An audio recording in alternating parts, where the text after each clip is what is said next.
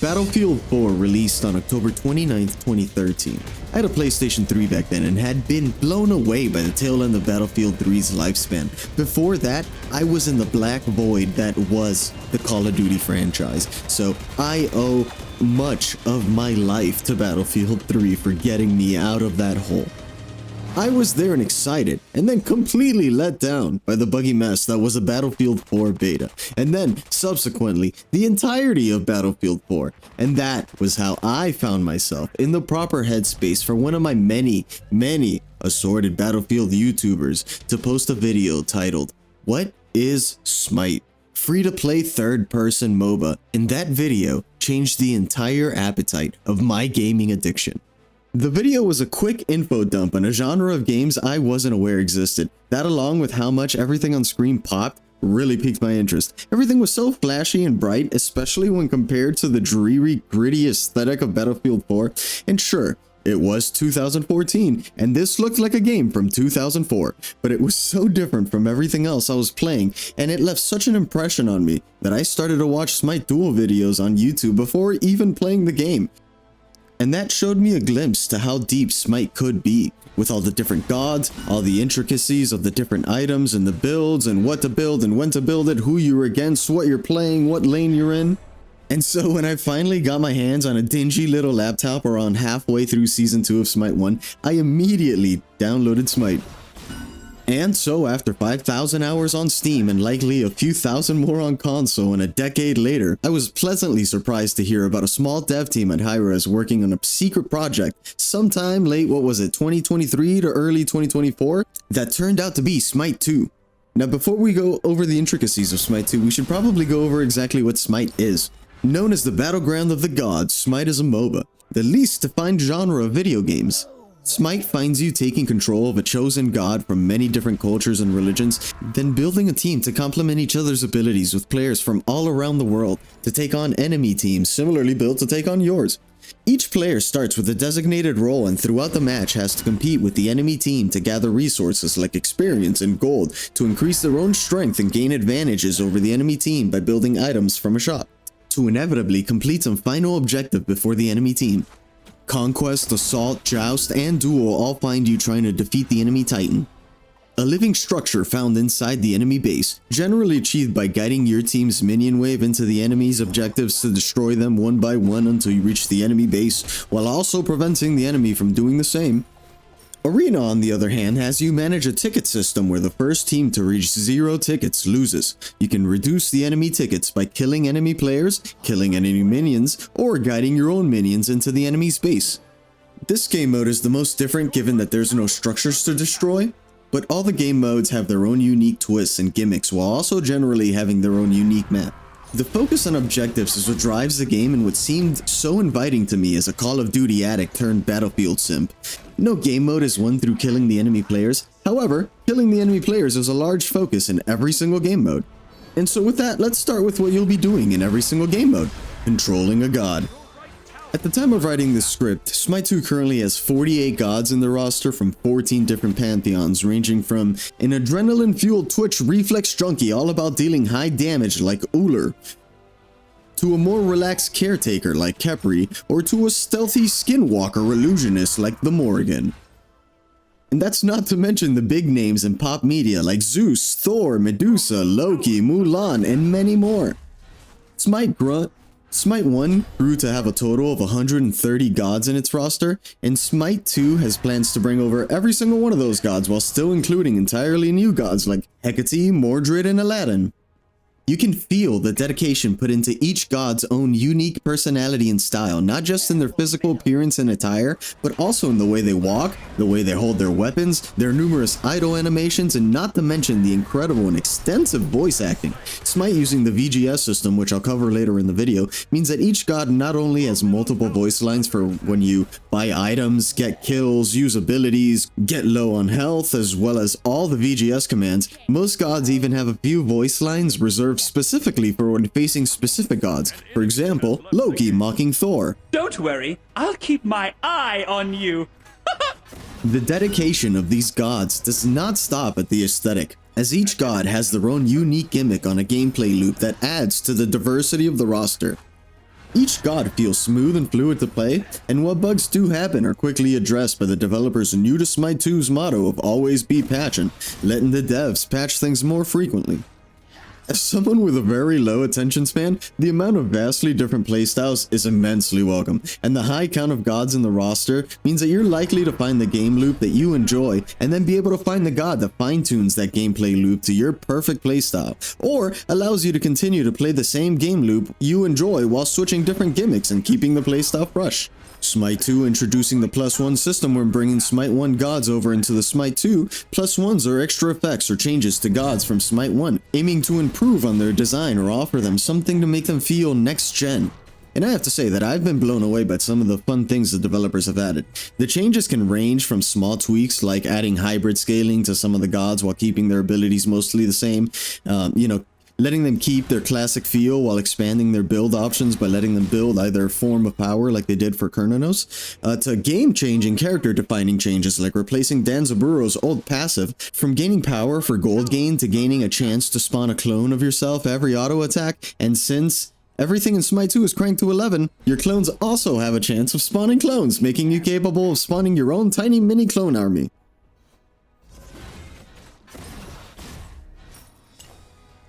Smite 2 also introduces active items, giving some items new active effects instead of only having passive effects like they did in Smite 1. Essentially, acting is another ability to use with effects ranging from enhancing your next 5 basic attacks to turning yourself into a boar and dashing at enemies, silencing enemies in front of you, becoming invisible, creating a giant stasis field that freezes everyone caught inside, and many, many more unique effects. They also revamped the item system so that now there are many more tier 3 items that all build from the same tier 1 item, making it much easier to shift your build around to fit your current situation instead of being locked into the item tree you started building. This, paired with the new hybrid scaling in Smite 2, means that your favorite god likely has more role and build diversity than ever.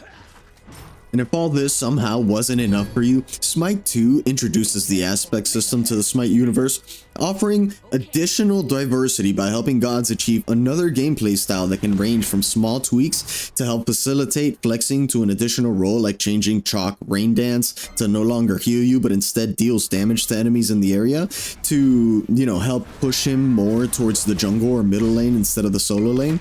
All the way to changing a god's entire playstyle like Rama's aspect, which makes his Astral Strike always active but severely decreases his attack speed, and also adds a reload mechanic when you run out of Astral Arrows, turning Rama from the premier attack speed god into a very low attack speed but high damage sniper style gameplay, not only affecting his gameplay style but also creating an entirely new build path for him. All of this is to say that gods feel amazing to pilot, and the team behind them seem dedicated to quality. Nobody would ever claim high-res is perfect, and they've had their share of bumps in the road when getting to the level of polish that the community has come to expect. But time and time again, the developers have worked with the community to find and address all the mistakes or issues that the community identifies. Back in the early alpha days of Smite 2, the development team had made severe changes to the core of the Smite gameplay. One example, that the gods could deal both magical and physical damage, and though some people embraced this type of change, it was plain to high res that the community at large would not be accepting to changes that would so fundamentally change the gameplay so many were used to from years of playing Smite 1. And so the dev team made compromises to their vision of the game so that it more aligned with the vision that the player base had for the game. See, very early into development, a schism was growing in the community. Some were upset that their favorite gods had been changed in any way, while others were upset that the gods ported to Smite 2 lacked the next-gen feel that some were expecting from a new game. And the developers, to everyone's surprise, took the middle route and gave both sides of the community more or less what they wanted with aspects, giving all players a choice of playing a more classic Smite or a newer feeling version while still keeping the community in one place. And speaking of the community, I wanted to move on to the VGS system I had mentioned earlier. VGS is Smite's ping system, which lets you communicate just about anything you could ever need to communicate to your teammates in a quick and accessible way. It's a branching menu that expands into related topics for you to choose from. letting you communicate relevant information to your teammates in like 3 to 5 keystrokes. It also includes my favorite part of Smite, the VE or the VV commands, which includes a collection of emotions you can express, each with a unique flair to the respective god, letting you taunt your enemies, tell jokes, praise your teammates, or even spam the laugh command to annoy both your enemies and your teammates. Now, is this system easy to abuse? Easily twisted from a friendly communication system to a cesspool of toxicity wielded by trolls to badmouth their teammates and destroy any hope of camaraderie? Well, yes, it definitely can be. However, this is again where the dev team has come in to offer a pretty good solution, letting you mute individual players as well as mute their individual forms of communication, separating voice chats, pings, VGS, and text all into different mute options, or simply letting you mute all communications from a certain player. Alright, let's talk about rewards and monetization. Firstly, how to acquire the gods. Smite 2 is borrowing from many popular games and uses a token system. Anytime you play a game in any game mode, you gain experience towards your account level, and every time you gain an account level, you gain 1 god token, which you can then use to unlock any one available god. Currently, you can only gain up to 50 tokens, however, more tokens will be added once there are more gods than tokens. There's also a free rotation of 5 gods available to everyone. There's also the option to buy a Founders Edition, which costs around 30 USD and unlocks all the current and future gods forever, just like the God Pack did in Smite 1. Each god has a mastery level that indicates your experience with said god, and each god has their own ascension track, which gives rewards based on your god's mastery level.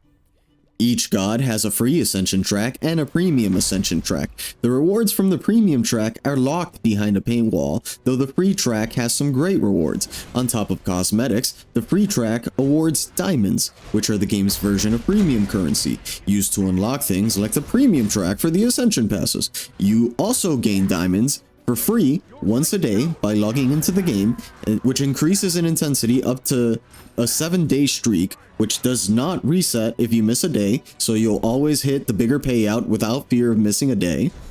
And so, of course, this wouldn't be a live service game without an ever-growing number of skins, badges, titles, and the like, though, unlike many live service games, Smite 2 is keeping a close eye on the positives of other popular games and keeps implementing them in personalized ways into their own game. Following the incredible reception of the War Bond system in Helldivers 2, Hi-Rez introduced the Wandering Market, a battle pass of sorts that has multiple pages. Each page requires a certain amount of buy-in before you can access the next page, the first page of each Wandering Market being free, while the remaining ones are locked behind the premium track that once again can be unlocked with diamonds. The page rewards vary, but more importantly, for all the free players out there, the first page will always include one fairly large sum of diamond as one of the rewards. In the first Wandering Market, it was 100 diamonds.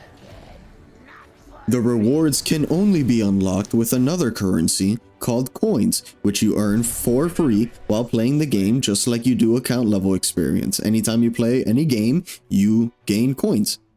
I think one of the biggest points for the Wandering Market over Battle Pass events is that the Wandering Markets are not a timed event and will be readily available for new or old players to explore at their own pace, letting you skip ones you don't like and letting you save up some currency for a market with rewards more to your liking, as well as potentially being free with all the diamond rewards that you can just get.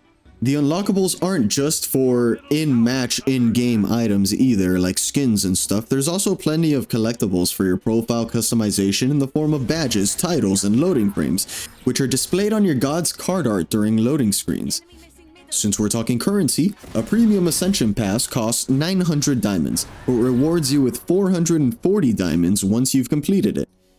The smallest amount of diamonds you can buy is 600 diamonds for 5 USD, scaling all the way up to 16,000 diamonds for 100 USD, which is around the 30 USD difference in extra diamonds if buying the most expensive compared to the cheapest. I'm actually not certain that there's anything you can buy for 600 gems, so the smallest you could spend to buy anything is $10, which will likely get you one direct purchase skin, or unlock a premium track, Wandering Market, which is likely to contain multiple skins, along with a diamond reward to regain some of your spent diamonds. Smite 2 is certainly trying to get you into a loop of spending diamonds. However, with how freely and consistently diamonds are given out, it's kind of hard to say that Smite 2 is trying to get you to buy diamonds. And since we're talking about currency, let's go ahead and talk about a bit of controversy. Smite is a game that some people have been playing for many years, right? I've been playing this game for over 10 years now. So a lot of people have a very large collection of items that they've acquired over all that time that they've spent playing the game. A collection of accessories that have been built up by Hi-Rez over a decade of time. And so some people were more than upset at the prospect of all they had collected not being carried over in what is a live service game. Hi-Rez announced the Legacy Gem system, giving everyone who linked their Smite 1 account to their Smite 2 account a Legacy Gem for every gem they had spent in Smite 1. And I want to stress that for a minute. That's a Legacy Gem for every gem spent in Smite, regardless of if that gem was bought or earned in the game. And though Smite 1 did not have as many ways to earn gems as Smite 2 does diamonds, at least I don't think so, there were still plenty of free gems given out in Smite 1. Also, buying the basic Founders Edition for Smite 2, which once again is one of the best deals in gaming history, doubles your Legacy Gems in Smite 2. Legacy Gems in Smite 2 can be used to pay for half of anything that costs diamonds, or can be used to pay for 100% of any Legacy skin. Legacy skins being skins from Smite 1 that are fan favorites and so are being recreated in Smite 2. Personally, I don't know that many companies that value their veteran players' time as much as Hi-Rez does. I myself never expected Legacy Gems at all. I never expected Hi-Rez to give me any content for free in Smite 2 simply because I had played Smite 1. I never expected 50% off of all sold items for the next few years probably, simply because I had played Smite 1. Yet here we are. And don't get me wrong, I am sympathetic to the opinion that Smite 2 should have been in the works for much longer than it had been. They should have started this project a good probably 3 years before they had started this project. But that's in the past, okay? We are in the present. We have to continue moving forward. What we have now is what we have now, and what we have now is Smite 2. Speaking of things from the past, Smite 2 also has chests returning, which is a system I'm gonna skip right over as I don't interact with it. Personally, I dislike anything remotely similar to a loot box, but I understand some people enjoy that sort of stuff, and that's fine. Overall, I'd give Smite 2 a 7 out of 10, understanding that it's a niche game in a niche genre of games that's currently still in beta.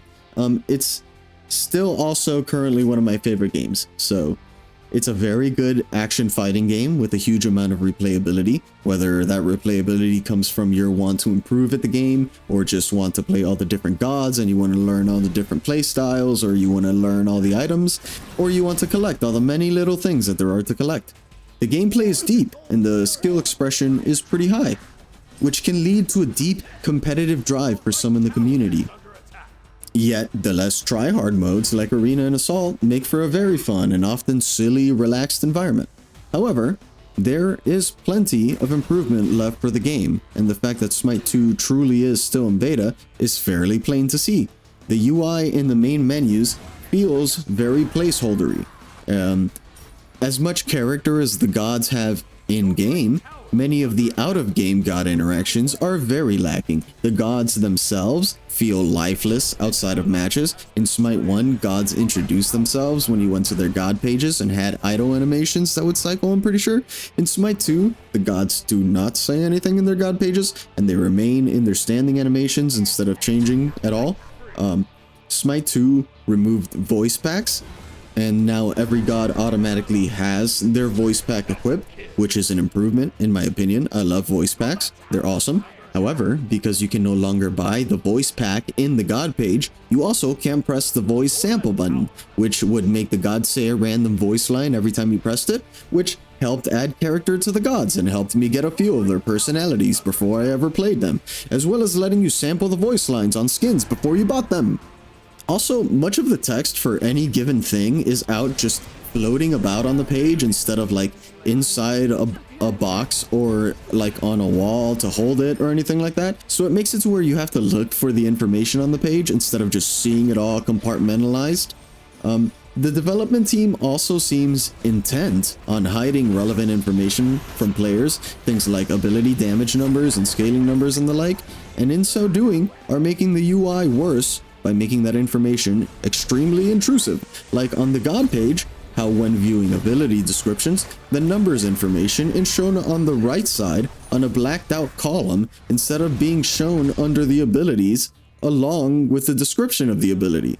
The same is true for the old K screen, which showed you all of your abilities in game, all in the same place in Smite 1. Now, instead, they have the control screen, except the control screen doesn't show all the numerical information, and the only way to see that information is to scroll over the ability bar and then right-click to extend the ability description, and it's the same dedication that gives us all these cool gods and abilities that also gives us a worse version of the K screen, because they're so dedicated to trying to innovate on something that already works that it doesn't work now.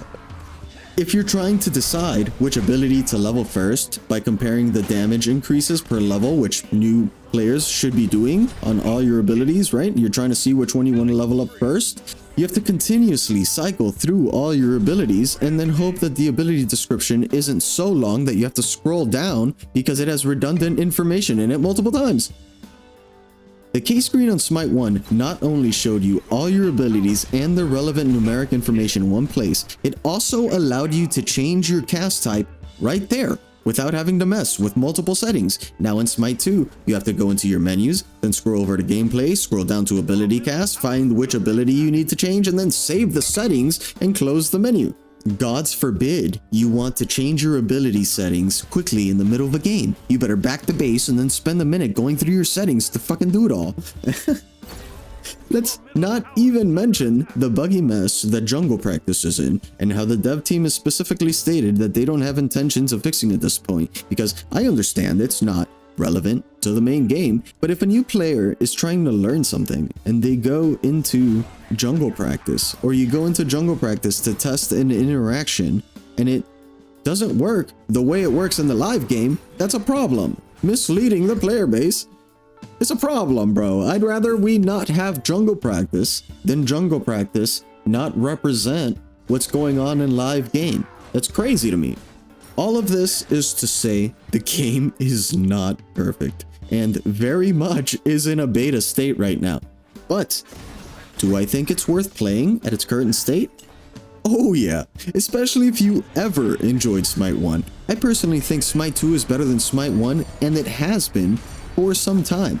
I would also recommend Smite 2 to anyone who has never played a MOBA or Smite before. MOBAs are generally hard to get into, but with the less competitive game modes and their popularity, it's never been easier to get into a MOBA than it has been to get into Smite 2 right now. And honestly, the smaller god pool than in Smite 1 will make it much easier for you to adjust and get acclimated to the game, and Conquest will always be there waiting for you if you ever wanted to try a more competitive experience. I didn't touch on the ranked scene, as that's not my scene. Unfortunately, I don't have the time to put into a ranked grind, but there is a decent sized community of ranked players, and multiple player hosted tournaments have already happened this year. Smite Professional League is also iconic in the community, and though it unfortunately is on hiatus as of right now, it's sure to make a comeback once Hi-Rez regains its footing after all the economic issues that they've faced over the years. Granted, hoping that they come back from it. Anyways, this has been my review of Smite 2 as of OB4. As always, I've been your host, Thysia, and I hope to see you all on the battleground of the gods. You are my friend. I don't hear you. 今でもまだ忘れてないんでしょう